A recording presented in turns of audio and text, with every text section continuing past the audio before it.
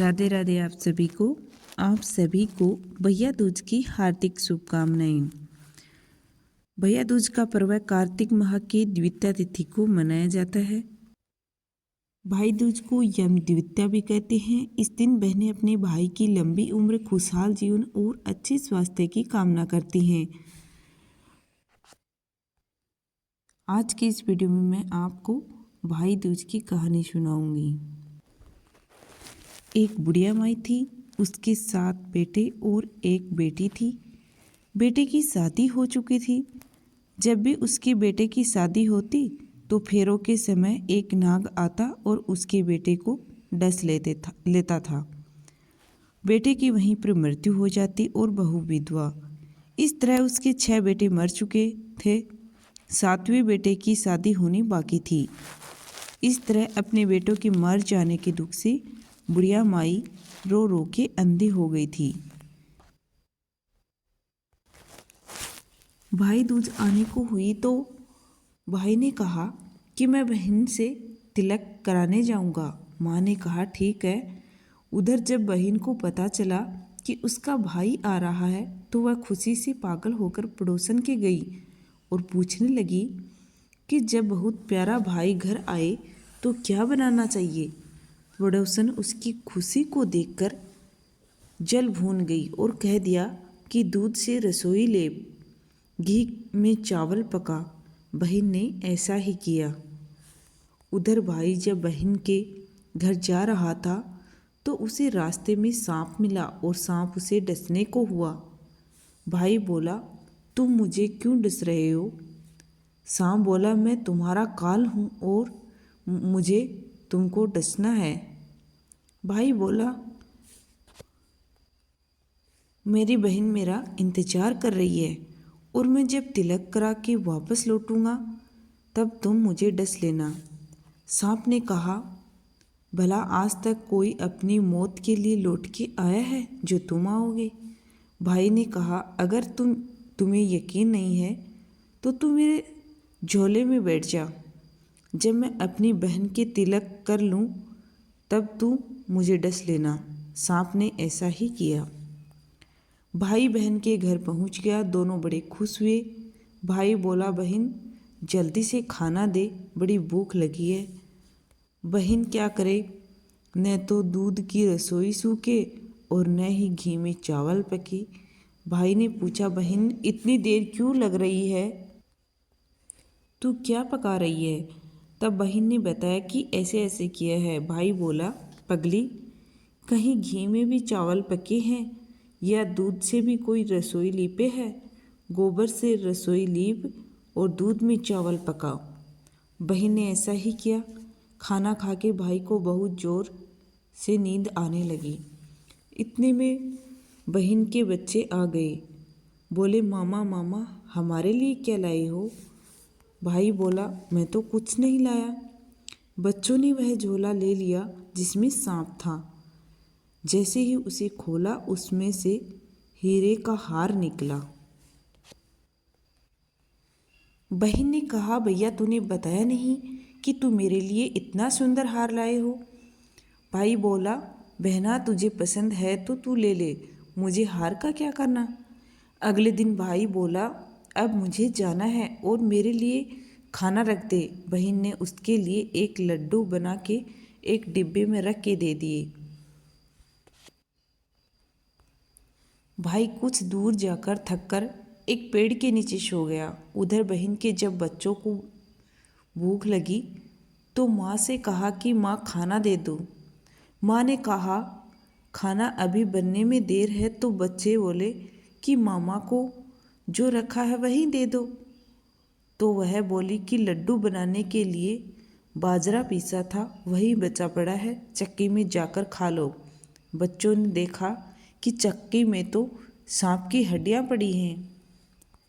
यही बात माँ को आकर बताई तो वह बावड़ी सी होकर भाई के पीछे भागी। रास्ते भर लोगों से पूछती कि किसी ने मेरा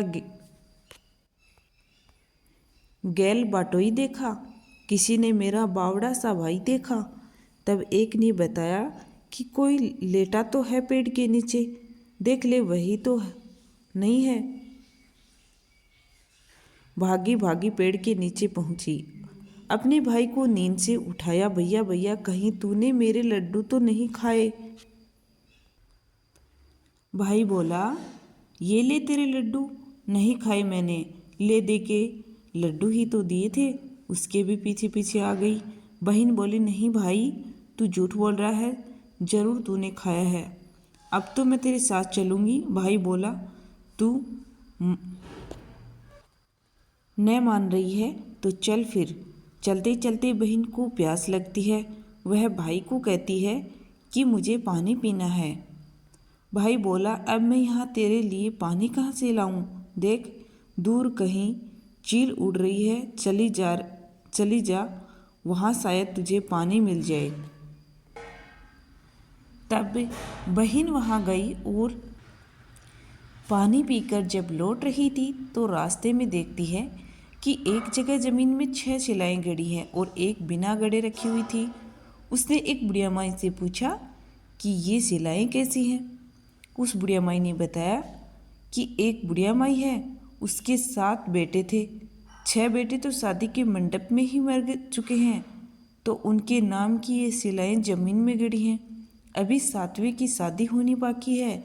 जब उसकी शादी होगी तो वह भी मंडप में ही मर जाएगा, तब यह 7वीं शिला भी जमीन में गड़ जाएगी। यह सुनकर बहन समझ गई, ये शिलाएं किसी और की नहीं बल्कि उसके भाइयों के नाम की हैं। उसने उस बुढ़िया से अपने 7वें भाई को बचाने का उपाय पूछा। बुढ़िया माई ने उसे बतला दिया कि वह अपने 7वें भाई को कैसे बचा सकती है। सब जानकर वह वहाँ से अपने बाल खुले करके पागलों की तरह अपने भाई को गालियाँ देती हुई चली। भाई के पास आकर बोलने लगी, तू तो जलेगा, कूटेगा, मरेगा। भाई उसके ऐसे व्यवहार को देखकर चौंक गया, पर उसे कुछ समझ नहीं आया। इसी तरह दोनों भाई बहन माँ के घर पहुँचे। थोड़े समय के बाद भाई के लिए सगाई आने लगी। उसकी शादी तय हो गई। जब भाई को सेहरा पहनने लगे तो वह बोली, इसको क्यों सेहरा बंधेगा? सेहरा तो मैं पहनूंगी, ये तो जलेगा मरेगा। सब लोगों ने परेशान होकर सेहरा बहन को दे दिया। बहन ने देखा उसमें कलंगी की जगह सांप का बच्चा था। बहन ने उसे निकाल के फेंक दिया।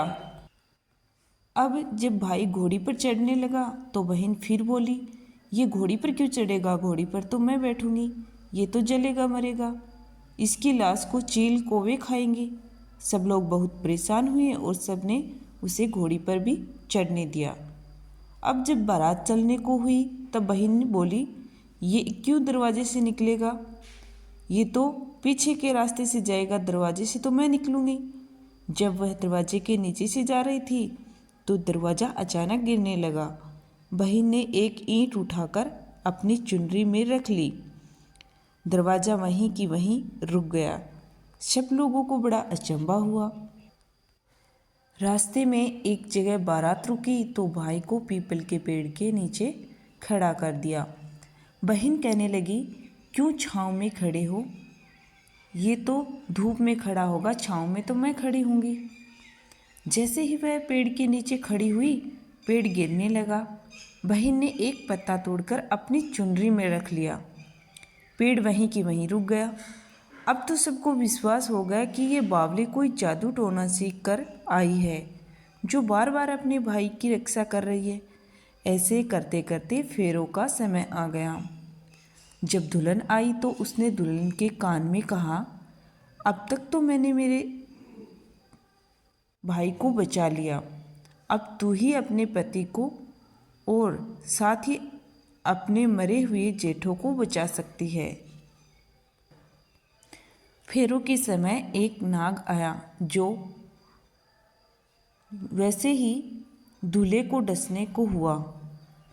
दुल्हन ने उसे एक लोटे में भर के ऊपर से प्लेट से बंद कर दिया। थोड़ी देर बाद नागिन लहर लहर करती आई। दुल्हन से बोली, तू मेरा पति छोड़। दुल्हन बोली, पहले तू मेरा पति छोड़। नागिन ने कहा, ठीक है, मैंने तेरा पति छोड़ा। दुल्हन, ऐसे नहीं, पहले 3 बार बोल। नागिन ने 3 बार बोला। फिर बोली कि अब मेरे पति को छोड़। दुल्हन बोली, एक मेरे पति से क्या होगा? हंसने बोलने के लिए जेठ भी तो होना चाहिए। एक जेठ भी छोड़। नागिन ने जेठ के भी प्राण दे। फिर दुल्हन ने कहा, एक जेठ से लड़ाई हो गई तो एक और जेठ, वो विदेश चला गया तो तीसरा जेठ भी छोड़। इस तरह एक एक करके दुल्हन ने अपने 6 जेठ जीवित करा लिए। उधर रो रो करके बुढ़िया का बुरा हाल हुआ था कि अब तो मेरा 7वां बेटा भी बाकी बेटों की तरह मर जाएगा। गांव वालों ने उसे बताया कि उसके 7 बेटा और बहुएं आ रही हैं। तो बुढ़िया माई बोली, अगर यह बात सच हो तो मेरी आंखों की रोशनी वापस आ जाए और मेरे सीने से दूध की धार बहने लगे। ऐसा ही हुआ। अपने सारे बहू बेटों को देखकर वह बहुत ही खुश हुई और बोली, यह सब तो मेरी बावली का किया है। कहाँ है मेरी बेटी? सब बहन को ढूंढने लगे। देखा तो वह भूसे की कोठरी में सो रही थी। जब उसे पता चला कि उसका भाई सही सलामत है तो वह अपने घर को चली। उसके पीछे पीछे सारी लक्ष्मी भी जाने लगी। बुढ़िया ने कहा, बेटी पीछे मुड़ के देख, तू सारी लक्ष्मी ले जाएगी तो तेरे भाई भाभी क्या खाएंगे? तब बहन ने पीछे मुड़ के देखा और कहा, जो माँ ने अपने हाथों से दिया वह मेरे साथ चल, बाद बाकी का भाई भाभी के पास रहे। इस तरह एक बहन ने अपने भाई की रक्षा की। तो उम्मीद करती हूँ कि आपको यह कथा पसंद आई होगी। आपको कथा पसंद आई हो तो चैनल को सब्सक्राइब कर लें ताकि आपको ऐसे ही कथा से संबंधित और पूजा विधि व्रत से संबंधित जानकारियाँ मिलती रहें।